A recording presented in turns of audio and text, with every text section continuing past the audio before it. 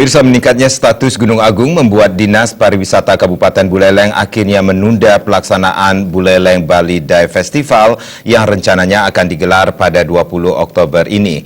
Keputusan tersebut diambil berdasarkan kajian yang dilakukan Dinas Pariwisata Buleleng.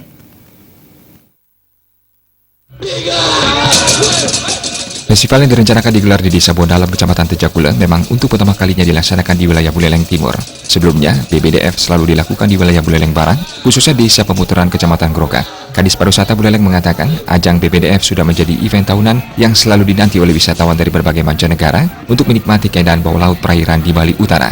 Melihat situasi Gunung Agung yang berstatus awas, maka ajang BBDF di Bondalam pelaksanaannya ditunda. Kalaupun dipaksakan dilaksanakan, dikhawatirkan membuat kondisi semakin tidak kondusif. Meskipun kita tahu bersama Desa Bondalam memang bukan KRB, tapi lokasinya juga lumayan dekat dengan area Kabupaten Karangasem sebagai lokasi Gunung Agung. Di samping itu, Desa Bondalam merupakan salah satu lokasi penampungan pengungsi. Bukan itu saja, Sutrisna tak menampik jika terjadi penurunan jumlah peserta yang ambil bagian di BBDF karena adanya travel warning dari negara asal wisatawan.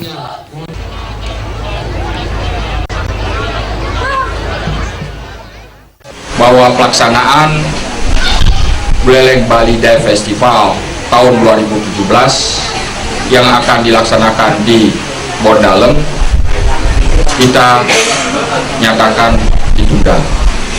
Kabupaten Buleleng juga telah melakukan langkah-langkah dengan adanya saudara-saudara kita mengungsi ke daerah Kecamatan Tejakula, sehingga kita mencoba juga menganalisis bahwa dengan adanya pengungsi di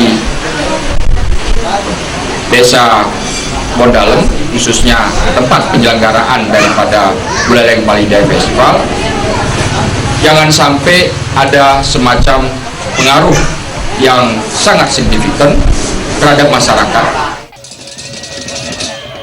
Sementara dampak meningkatnya aktivitas Gunung Agung terhadap kunjungan wisatawan ke Buleleng tidak terlalu signifikan. Hal ini diakibatkan Gunung Agung belum meletus dan aktivitas bandara masih berjalan normal.